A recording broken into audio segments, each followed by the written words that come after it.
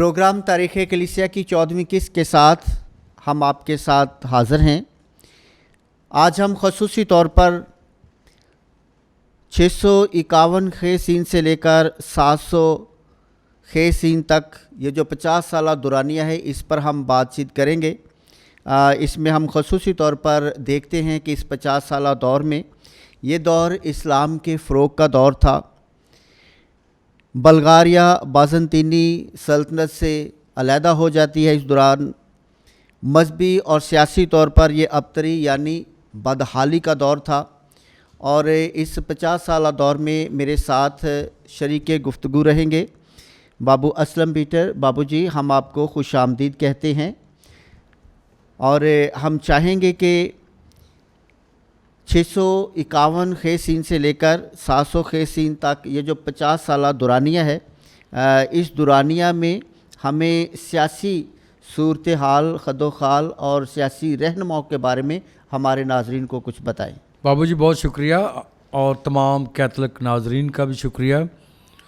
इस दौर में जो कि 651 खे सीन से शुरू होता है, सियासी रहनुमाओं की अगर बात की जाए तो ख़ास तौर पर ये बाज़ंतीनी सल्तनत के अरूज का ज़माना था। इसलिए बाज़ंतीनी हुक्मरान रोम के मशरक़ी हिस्से पर और मगरबी हिस्से पर भी हुक्मरान थे, और उनका जो सदर मकाम कुस्तुनतुनिया या मौजूदा इस्तांबुल था। इस दौर में कॉन्स्टेंस दोइम ये 641 में हुक्मरान हुआ और 668 तक ये हुकूमत करता रहा। तकरीबन 26 साला दौर में ये एक अहम हुक्मरान था, और इस हुक्मरान ने 11 साल की उम्र में हुकूमत शुरू की थी, जब वो को एम्परर यानी दूसरे एक शहनशाह के साथ उसका हम पल्ला शहनशाह बना, और इस तरह से इसका दुरानिया 26 साल का था। ये मिस्र में 641 जब सिसली जो मिस्र है 641 में इसने खो दिया था जंग में, लेकिन सिसली का जो जजीरा है इटली का, वहाँ पर ये 668 में कत्ल हो गया था। इस तरह से इसका अरसा जो है शहनशाहियत का ख़त्म हुआ। इसके बाद जो हुक्मरान बना कॉन्स्टेंटाइन चहारम, आपको पता है कॉन्स्टेंटाइन अव्वल बाज़ंतीनी सल्तनत का पहला हुक्मरान था। ये कॉन्स्टेंटाइन चहारम है, और ये 668 में हुक्मरान बना और 685 तक हुक्मरान रहा। तकरीबन 10 साल दौर इसका है। और इस दौर में हम जैसे देखते हैं कि ये एक बड़ा मुश्किल दौर था। इसकी जो लड़ाई हो रही थी मुख्तलिफ इर्द गिर्द सरहदों पर, ख़ासतौर पर अरबों के साथ, तो इस दौर में ऐसा हुआ कि जब कुस्तुनतुनिया जो है पर अरबों ने हमला किया तो इसने अरबों को शिकस्त दी। बाद ये जो है वो कुदरती तौर पर बीमारी से ये फौत हो गया 685 में। फिर हम जस्टिनियन दोम बना हुक्मरान। ये इससे पहले जस्टिनियन अव्वल रह चुका है, और अभी ये जस्टिनियन दोम 685 में बना, और ये 695 तक हुक्मरान रहा। बाद इसको डिपोज यानी हुक्मरानी से हटा दिया गया था, और इसकी जगह नया शहनशाह बना था लियोनशस जो है इसकी जगह पर हुक्मरान हुआ। लियोनशस 695 में बना था और 698 तक हुक्मरान रहा। फिर तबेरियस सोइम ये 698 में बना, उसी साल ये जब लियोनशस के बाद 3 साल दौर के बाद ये हुक्मरान हुआ, और ये 21 अगस्त 705 तक हुक्मरान रहा। ये इस दौर के अहम तरीन सियासी कायदीन थे और बाज़ंतीनी सल्तनत के शहनशाह थे, हुक्मरान थे, जो रोम पर और कुस्तुनतुनिया दोनों पर हुक्मरानी कर रहे थे। शुक्रिया बाबूजी। अभी हमने देखा कि किस तरह से सियासी तौर पर जो है ये ज़माना, ये दौर, ये इलाका अपने इर्तिका की तरफ बढ़ रहा है। तो मैं चाहूँगा कि इसके साथ साथ मजहबी तौर पर हम ख़ुसूसी तौर पर बात कर रहे हैं मसीही मज़हब की, कैथोलिक कलीसिया की, तो ये किस तरह से परवान चढ़ती है, इसके बारे में, इनके मजहबी रहनुमाओं के बारे में और ख़ुसूसी तौर पर पापा आज़म के बारे में आप हमें बताएं कि इस 50 साल दुरानिया में कौन कौन से पापा आज़म जो हैं वो हुए और जिन्होंने कलीसिया की आबियारी की। जैसा कि हम जानते हैं कि पापा आज़म शुरू ही से रोम की गद्दी पर बैठे, मुकद्दस पतरस से लेकर, और रोम में ही उनका जो है वो सारा का सारा सिस्टम या निज़ाम परवान चढ़ा मजहबी तौर पर। और वहीं से जहाँ जहाँ कैथोलिक चर्च था उसकी उन्होंने इशाअत की और सारे सिस्टम को वहीं से चलाते थे। तो इस दौर में जो हम पापा आज़म को देखते हैं तो मुकद्दस मार्टिन 5 जुलाई 649 में ये पापा आज़म बने और 12 नवंबर 655 तक पापा आज़म रहे।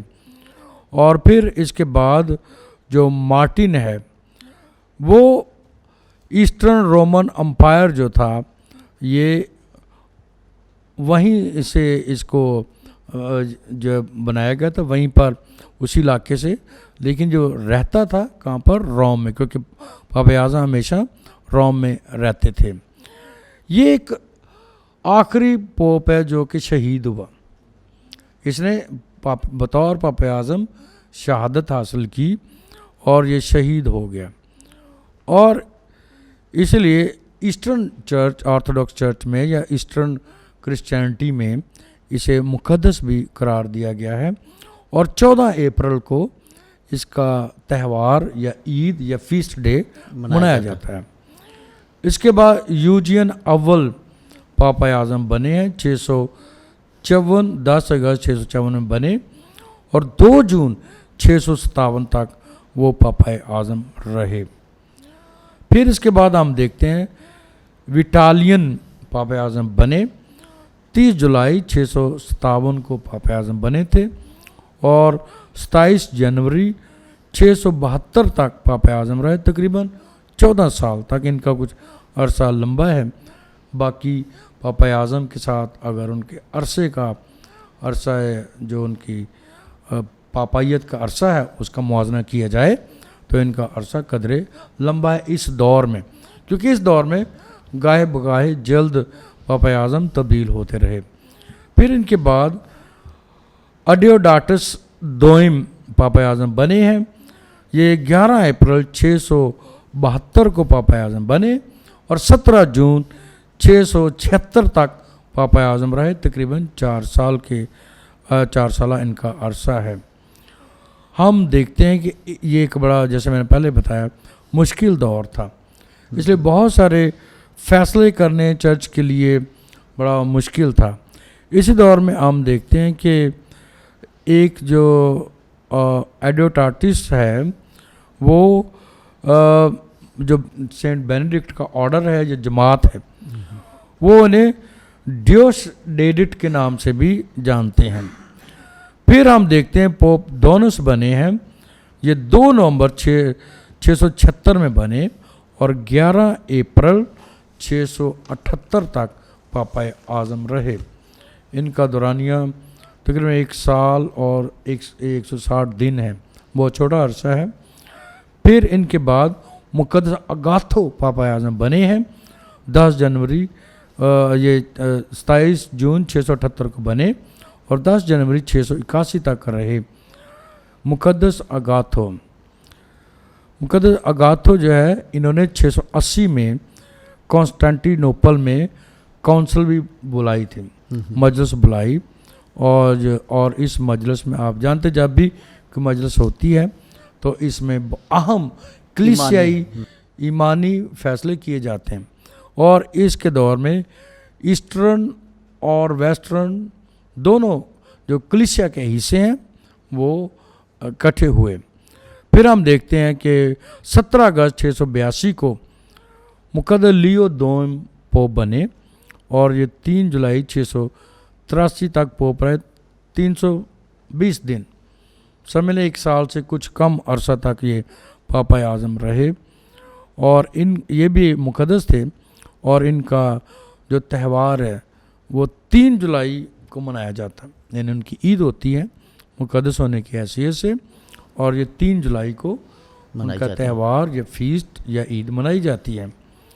इसके बाद हम देखते हैं कि मुक़द्दस बेनेडिक्ट दोइम पापा आज़म बने हैं। 26 जून 684 में बने और 8 मई 685 तक वो रहे, तकरीबन 316 दिन। ये भी इतना लंबा अरसा नहीं रहे। और इनके बाद जॉन द 5th या जॉन पंजम पापा आज़म बने हैं। 23 जुलाई 685 को बने और 2 अगस्त 686 तक वो पापा आज़म रहे, 1 साल और 10 दिन। जॉन नाम के कुल 23 पोप हुए हैं।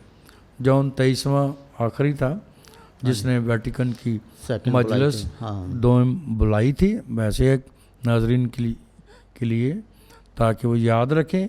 और वेटिकन दोम कलीसिया तारीख में एक बहुत बड़ी तब्दीली थी। इसमें हर तरह की चेंज आई और उस चेंज की नतीजे में कलीसिया ने बहुत फ़रोग हासिल किया है। फिर इसके बाद हम देखते हैं कि कोनान पापा आज़म बने। ये 21 अक्टूबर 686 को बने और सितंबर 687 तक पापा आज़म रहे। ये 355 दिन 335 दिन तक रहे, बहुत कम अरसा पापा आज़म रहे हैं। ये इसलिए मैं आपको बता रहा हूँ कि ये वो अरसा था, जैसे मैंने कहा आपको शुरू में बताया कि सियासी और मजहबी बदहाली का दौर, जवाल का दौर है। तो जो पापा आज़म भी ज़्यादा अरसा था कि वो नहीं रह रहे हैं, थोड़े अरसे के बाद वो तब्दील हो रहे हैं। और फिर इसी दौर में जो हमारे आखिरी इस सन के हैं, 7वीं सदी के आखिर में जो पापा आज़म थे, सर्जियस अव्वल, और ये 15 दिसंबर 687 को बने थे पापा आज़म और ये 8 सितंबर 701 तक रहे। इनका अरसा कुल लंबा है, 23 साल तक ये रहे पापा आज़म, तकरीबन 13 साल तक, 13 साल तक ये पापा आज़म रहे। तो इसलिए इस दौर के ये अहम हमारे मजहबी रहनुमा हैं, हमारे रूहानी रहनुमा हैं, हमारे रूहानी बाप रहे हैं इलाही और ईमानी तौर पर। खुदा का शुक्र है कि खुदा हमें अच्छे रहनुमा देता है ताकि जिनके ज़ेरे साया ईमान फलता है फूलता है। हम खुदा का शुक्र अदा करते हैं। बाबू जी, मैं चाहूँगा कि प्रोग्राम के आखिरी हिस्सा में तारीख़ के अंदर जो अहम वाक़यात होते हैं वो हमेशा तारीख़ को बहुत सुनहरा बना देते हैं। तो मैं चाहूँगा कि 651 से 700 खेज सीन का जो 50 साला दुरानिया है, इसके अंदर हमें बड़े बड़े जो वाक़यात हुए हैं उनके बारे में हमारे नाज़रीन को कुछ बताएं। जैसा कि मैंने शुरू में बताया कि मसीही तौर पर या मसीही मज़हब के लिए एक मुश्किल दौर था।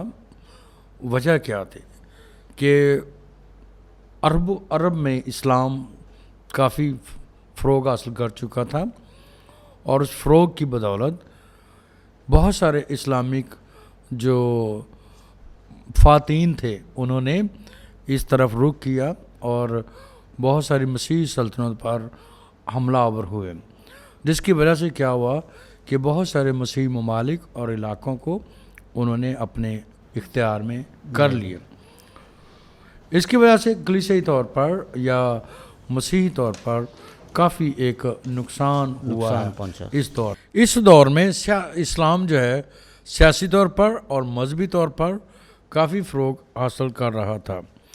फिर हम देखते हैं कि इस दौर में बड़े अहम वाक़यात में से एक वाक़या ये भी हुआ है कि जो किब्ती मसीही थे अफ्रीका में, ख़ास तौर पर मिस्र के इलाके में, शुमाली अफ्रीका के, वो वहाँ पर बहुत कम हो गए। वजह क्या थी? वहाँ पर इस्लामिक इन्वेजन हो चुका था, तो इस्लाम की वहाँ पर ताकत काफ़ी बढ़ चुकी थी। फिर हम ये देखते हैं कि इस दौर में जब कॉप्टिक दौर ख़त्म हुआ है तो बहुत सारे दीगर इलाक़ों में भी जो मसीही इबादत गाहें हैं, मसीही जो तालीम के अदारे हैं या मसीही सियासी अदारे हैं, उनको बहुत ज़्यादा नुकसान पहुंचा है। इसी दौर में 670 के दौर में जो अरब लोग थे उन्होंने ना सिर्फ अफ्रीका में बल्कि अफ्रीका के अलावा भी बहुत सारे दूसरे इलाक़ों में भी अपने हमले जारी रखे, लेकिन 670 में उन्होंने शुमाली अफ्रीका के बहुत सारे इलाके ले लिए। इसी तरह हम देखते हैं 674 में पहली अरब जंग हुई कुस्तुनतुनिया के साथ, बाज़ंतीनी जो शहनशाही थी उसके ख़िलाफ़। तो वहाँ पर बाज़ंतीनी जो शहनशाह थे उन्होंने फ़तह हासिल की और सकूते कुस्तुनतुनिया को उन्होंने सबोताज कर दिया या अपने मुल्क को अरबों के हाथों से बचाया। उन्होंने बहुत सारे जो अरबों के उनके बहरी बेड़े थे वो कुस्तुनतुनिया ने तबाह कर दिए। इस दौर में ये हुआ है एक। फिर एक और बड़ा वाक़या, जैसे मैं शुरू में आपने भी बताया कि जो बल्गारिया था या बल्गर लोग थे उन्होंने उस वक्त की बाज़ंतीनी सल्तनत के ख़िलाफ़ एक आज़ादी के लिए लड़ाई शुरू की जिसमें वो कामयाब हुए और बल्गारिया एक आज़ाद मुल्क के तौर पर सामने आ गया। ये वो दौर था कि जिसमें हम शुरू में कह चुके हैं कि काफ़ी लड़ाइयों का दौर है, काफ़ी जंगों का दौर है, अंदर और बाहर या अंदरूनी और बैरूनी खलफशारें हैं। और इसी दौर में जो हम देखते हैं कि अरबों ने कार्थिज जो कि शुमाली अफ्रीका में है और ये एक बड़ा मसीह मरकज़ था उस दौर का। आपको पता है मुक़द्दस अगस्तीन बड़े मशहूर थे कार्थिज के, हमारे डॉक्टर ऑफ द चर्च या मौलम थे, मौलम दीन थे, मुक़द्दस हुए, बड़े मुक़द्दस भी थे और उसके साथ बहुत सारे लोग थे उस इलाके से। तो ये इनके कब्ज़े में आ गया है। और फिर हम देखते हैं कि जो कुस्तुनतुनिया है एक तरह से रोम जो कि मगरबी हिस्सा था उसकी सल्तनत का, उससे काफ़ी कट ऑफ हो गया, जिसकी वजह से अब कुस्तुनतुनिया क्या कर रहे थे, मशरक़ में अपनी सल्तनत को मजबूत बनाने के लिए तागोदाव कर रहे थे। ये वो सारा अरसा है जिसमें चंद एक अहम वाक़यात हुए और जिनका मैंने जिक्र किया। बेशक कई वालों से कई वाक़यात हैं, लेकिन हमारा फोकस मेन इवेंट्स या मरकज़ी वाक़यात पर। नाज़रीन, अभी हम बात कर रहे थे 651 से 700 सीन तक, यानी ये जो 50 साला दुरानिया है इस पर हम गौर व खौज़ कर रहे थे। हम कोशिश कर रहे हैं कि पहली सदी से लेकर 2023 तक तारीख़ की जो एक हल्की फुल्की सूरत है, शक्ल है, हम उसको देख सकें। इसलिए हम वक्फ़े से तारीख़ जो है उस पर हम गौर व खौज़ कर रहे हैं ताकि हम अपने जहन में, अपने ख़्याल में एक हल्की सी तस्वीर जो उसकी झलक देख सकें। तो इसलिए हमारे प्रोग्राम को देखते रहिए, लाइक कीजिए, शेयर कीजिए, सब्सक्राइब कीजिए और दोस्तों को ज़रूर ये भेजें ताकि हम जो हैं वो तारीख़ी तौर पर अपने ईमानदारों की, उन अजीम हस्तियों की ज़िंदगी जो है उस पर हम गौर व खौज़ कर सकें। शुक्रिया।